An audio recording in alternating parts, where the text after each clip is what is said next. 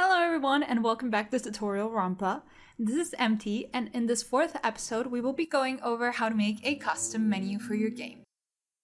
In order to do that, we will need to go back to the main menu we made on the second episode to add a little change that is vital for this to work. So let's go over to our menu. We're going to open the event, and the first thing we're going to do before anything else is we're going to go over here and we'll be going into System Settings, Change Menu Access. Over here we will choose to disable the menu. It will stay disabled throughout the whole game, and it is very important that it remains this way. Now that that's done, we can actually get to work to our menu. So let's apply this. And we're going to go into our common events. Last episode we filled our events, so we're going to change the maximum. I'm going to do 10. And let's make a common event named menu. So the first thing we will do is add a small weight. So let's set a weight of about 10 frames. After this, we are erasing pictures. We will be erasing our sprites and our UI in case we have that. So right now I'm using image 1, image 19, and image 20, so I will be deleting those, but you need to delete whatever images that may be in your game right now, so you need to check that yourself. So in my case, it's going to be 1, 19, and 20.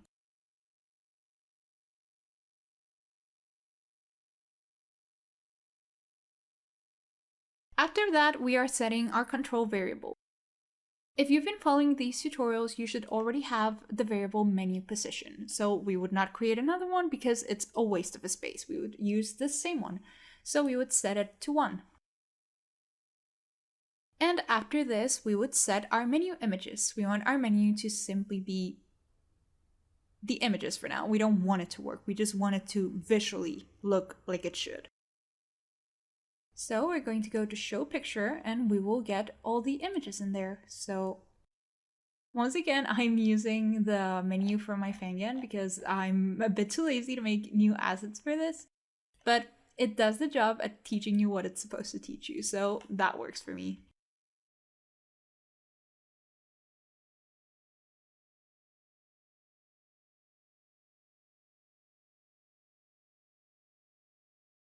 So our images are now set up. Let's see what this looks like. We're going to select everything and press Ctrl R to open our testing menu. And as you can see, the menu is here. The first option is selected, but nothing works yet. So let's work on fixing that. We're going to start with a movement, just like we did with the main menu.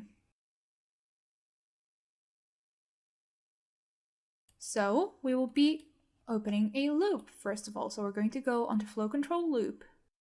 And after that, we will need conditional branches.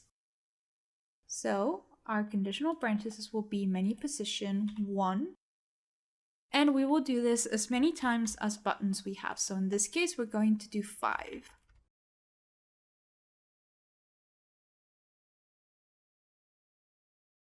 Now that all of these are set up, let's start with the movement. So if we start with menu position 1, we can't go up since we're already in the highest position. So we will be doing the down arrow. So we're going to go to conditional branch, button, down is pressed down. And over here, we will change our menu position. We will change our pictures for buttons 1 and 2. Since now 2 is the one selected, we will change menu 1 cell for menu 1 and menu 2 for menu 2 cell. And we are adding a small weight so we don't run into any issues.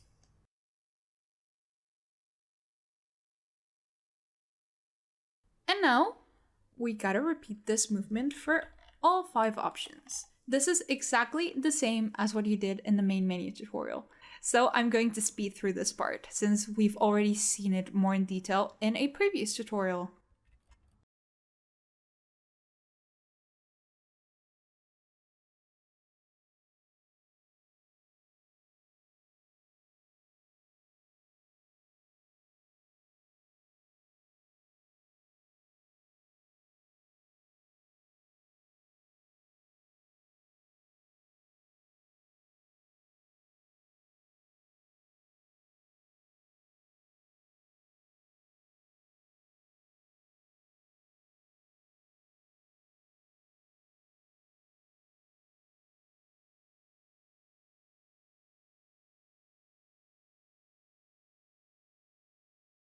So, as you can see, I've completed the menu.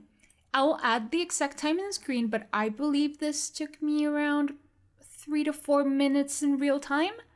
At first, it's a bit harder when you're not used to like the relations between the numbers, if that makes sense. It can get a bit confusing knowing what images you need to change, what images you don't need to change. But once you get used to it, you can make these really fast. Now that this is done, let's test it to see if it actually works. So we're going to select everything with Ctrl A and we're going to do Ctrl R to open our test menu. So, as you can see, it is working. I got scared there for a second because it wasn't reacting, but our menu works perfectly. Now, before we do the actual button functionalities, which will be pretty easy this time, we are actually going to program how to escape this menu. Right now, we are trapped. We cannot leave no matter what. So, let's see how we can do this.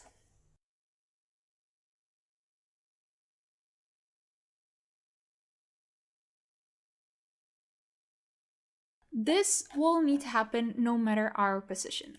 So it will be on the same level as the positions. We're going to go over here and we're going to add a conditional branch. If button cancel, this is our escape key on our keyboard, is pressed down, we will break the loop. With this, we are out of this loop over here, which is the button selection. And after that, we need to get rid of the images. In this case, it's image 1 through 6. So we're going to go outside the loop. We will delete all images.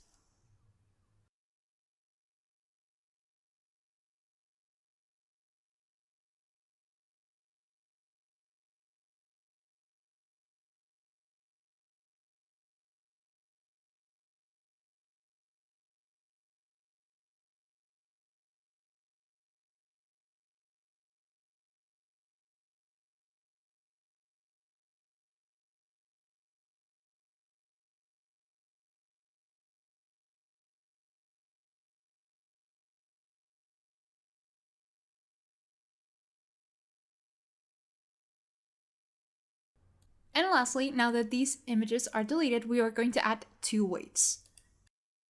We're going to add one at the end here of about 10 frames and one before we break the loop of about 10 frames as well.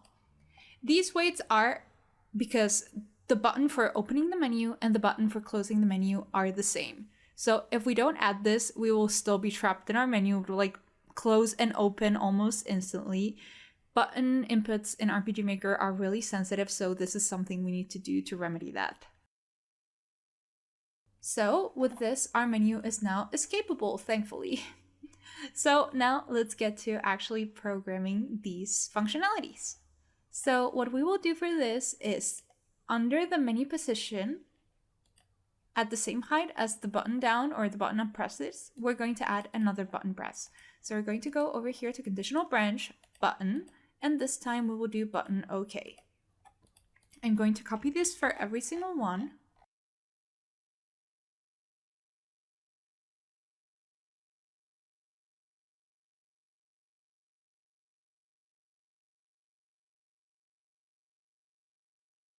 And if you can't remember the menu, let's look at it. So in this case, I have a pretty interesting menu because only 2 of these are actual functionalities. This would open the truth bullets menu, which we don't have and we will not be making today. This would open the character profiles, which we do not have, and this would open the rules, which we do not have. So over here, I will teach you how you would need to go and make all those other menus, while these 2 will be the actual functionalities, which are really easy.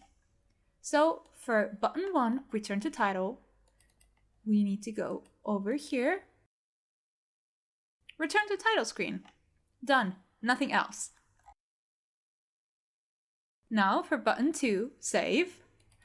I think you can guess what we're going to do. We're going to open the save screen. That's it. In this case, since it is the same screen, we're going to add a bit of a wait. But yeah, easy. Now, for the other menus, this is the interesting part. For every other menu you want to make, you would follow this exact same structure. If you were to do a truth bullet menu, that would be a bit different since you need the program to check what bullets have already been obtained versus which ones haven't.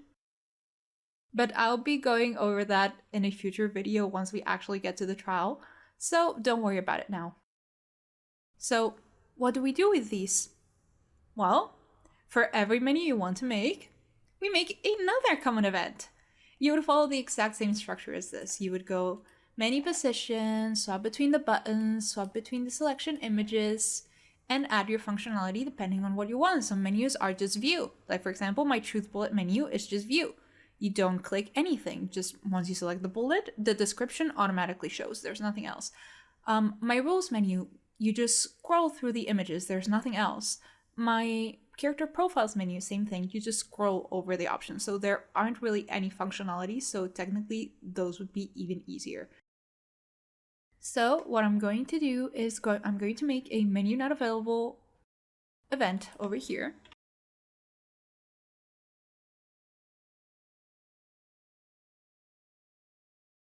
And I will simply be adding a text saying that the menu is not available and a small wait to avoid input lag and allow the menu to keep working. But this is where you would implement all your other menus, and all you need to do is add the common event. No waits, not anything, just common event, and that will get the menu working.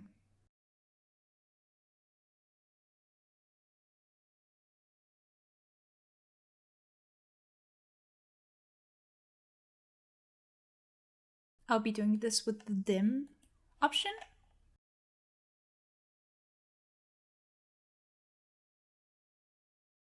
And there we go. So now I'm going to these three buttons and I'm adding the common event to all of them.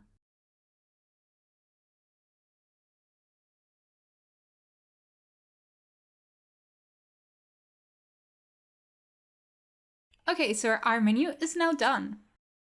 How do I get it to work on the actual game? Well, that's easy. We're going to go over to our map and we're going to make an invisible event. This is going to be a parallel event. It's not going to have any image nor any conditions. And what we're going to do is we're going to call common event menu when. We're going to call this event conditional branch if button cancel is pressed down.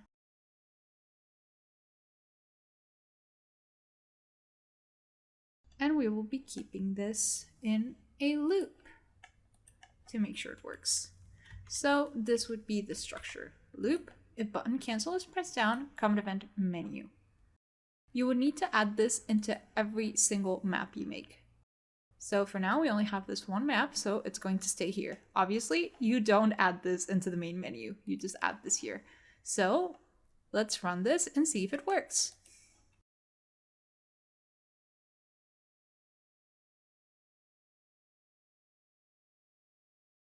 Let's press escape.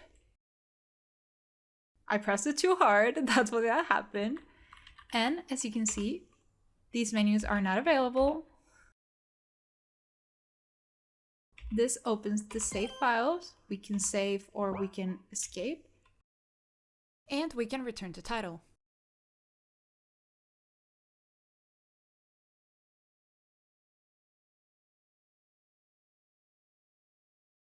So yeah, this is how we make custom menus on RPG Maker. In the next episode, we will be going over how to properly connect your daily life events. Basically, the daily life continuity, how to make one scene only play once you've seen the previous scene, how to make some scenes depend on others, and we will also be going over how to properly implement CGs.